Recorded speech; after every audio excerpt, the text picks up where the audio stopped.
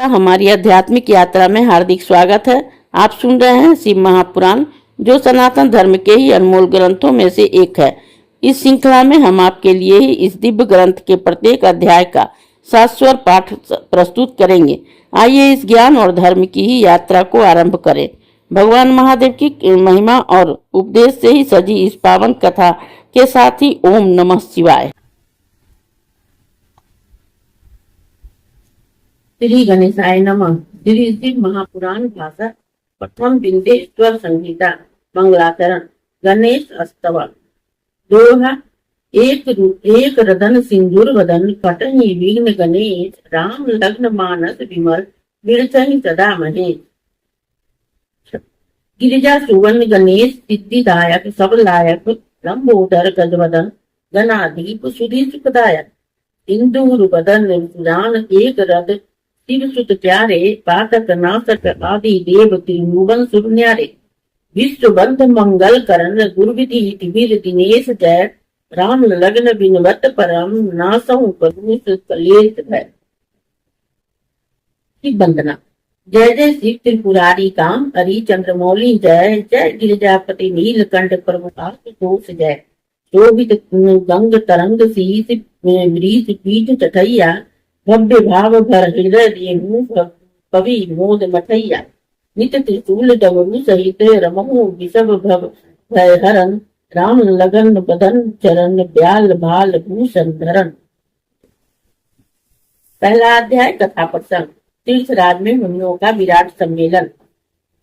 श्री व्यास जी कहते हैं कि एक समय श्री गंगा और कलिंदली के संगम महाक्षेत्र परम पावन प्रयाग में जब मुनियों ने अपना एक विराट सम्मेलन किया, तब महर्षि व्यास शिष्य परम पौराणिक पूज्य जी के आने पर सभी लोगों ने अपने अपने स्थानों से उठकर उनकी यथोचित अभ्यर्थना की तथा पूजा सत्कार करके हाथ जोड़कर यह प्रार्थना की कि हे मुनीश्वर, कलयुग में सभी प्राणी पाप ताप से ही पीड़ित हो सत्यकर्म रहित पर निंदक चोर परम श्रीगामी दूसरों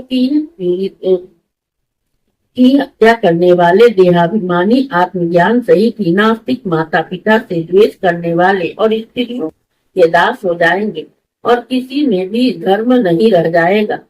ब्राह्मण लोग ही वेद को बेच कर ही जीविका करने वाले धन से इच्छुक और मद से मोहित अपनी जाति के कर्मों को छोड़ चिरकाल संध्या न करने वाले ब्रह्म ज्ञान से रहित हृदयहीन आचार और व्रत का लोप करने वाले शिक्षक क्रूर और मलिन स्वभाव के हो जाएंगे। क्षत्रिय भी धर्म के विपरीत ही कुसंगी और पाप परायण होंगे। रन से कायरता, धर्म से विमुक्ता, चोरी, निष्ठा और दास्ता ही मानो उसका धर्म हो जाएगा। भोगों की ही लिप्सा और कमलियों की दास्ता उनके जीवन का मुख्य ध्येय होगा तथा गो सेवा और शरणागत की रक्षा से वे विरत हो जाएंगे। प्रजापालन से दूर और जीव हिंसा में उसकी बड़ी रुचि हो जाएगी। इस प्रकार वैश्य के संस्कारहीन अपने धर्म से रहित कुमार्गी और जैसे भी हो डंडी मारकर केवल धन कमाना ही अपना मुख्य धर्म समझेंगे और वे अपनी किसी अन्य की ओर कदापि ध्यान नहीं देंगे।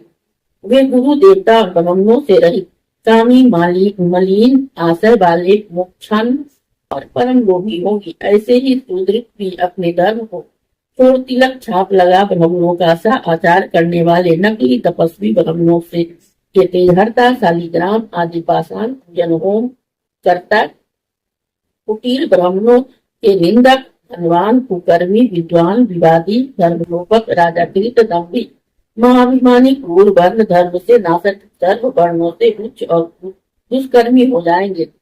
इस प्रकार स्त्रियों में भी धर्म का ह्रास हो जाएगा और वे ही तमोगुण से युक्त जारवादी पति से विमुखी माता पिता की भक्ति से ही रही दुराशा युक्त और नित्य रूना रहा करेगी।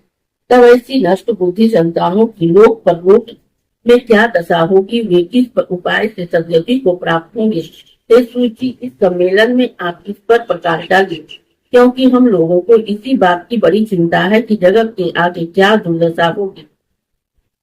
परोपकार से बढ़कर दूसरा धर्म नहीं है, अतः उसके लिए ही जो सर्व सिद्धांतों से मान्य हो ऐसी कोई सरल युक्ति आप बतलाने की कृपा कीजिए।